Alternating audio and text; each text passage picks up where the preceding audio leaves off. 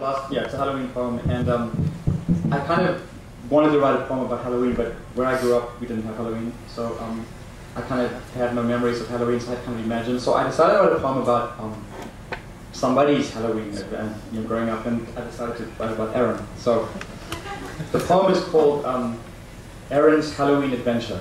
Okay, so but it's Aaron as a kid, so you have to imagine Aaron as a little boy, and this is his Halloween adventure. Okay, so Aaron's Halloween adventure. A long time ago, in a place far away, lived a young boy called Aaron. He was happy and gay. Well, mostly just happy. The gay would come later, when he moved to New York to be a writer and waiter. Young Aaron liked goblins, ghosts, witches, and such. Horror stories intrigued him. Light fare, not so much. So it won't be a shock, it should be easy to glean, that his favorite holiday was Halloween.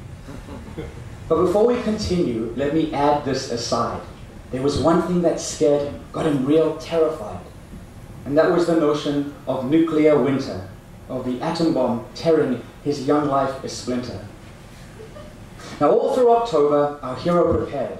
For the night he'd wear something to make people scared. Should he dress as a wizard, a ghoul, a troll, or maybe to shock them, a blonde Cupid doll? Because Aaron just loved dressing up, it was neat, and then he'd go out, time for tricks and for treats. Well, mostly for treats. The tricks would come later, when he moved to New York to be a writer and waiter. So it's Halloween night, the kids go house to house. There's a corpse, there's a fairy, a fireman, a mouse. And now, full of candy on this cold autumn night, young Aaron climbed into his bed for the night. He turned, as was custom, to stare at the moon, which was shining full harvest strength into the room.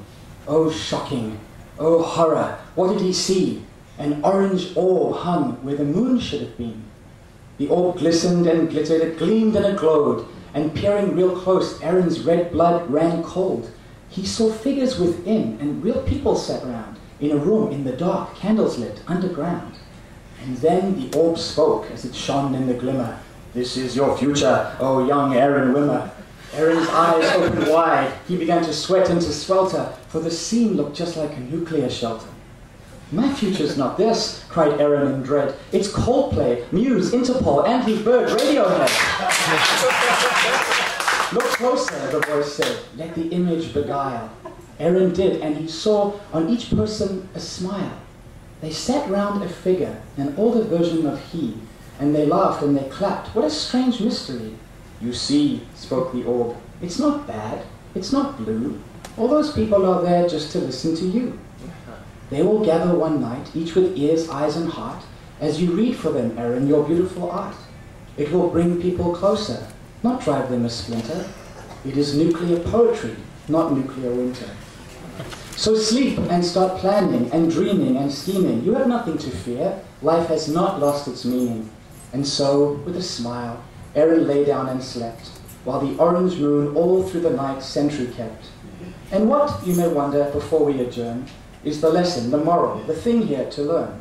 It is this: what you fear most, if you look hard enough, will reveal, gentle reader, a gem deep in the rough.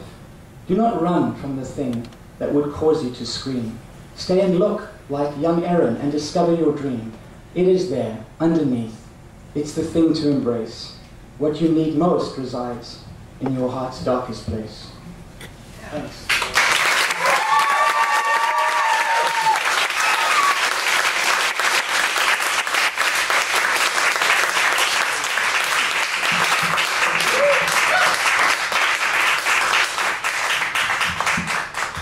So I did hear that poem in January, but I'm really touched by that. Thank you. How do you respond to that?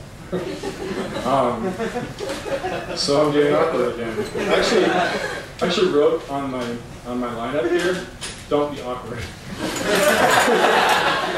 So,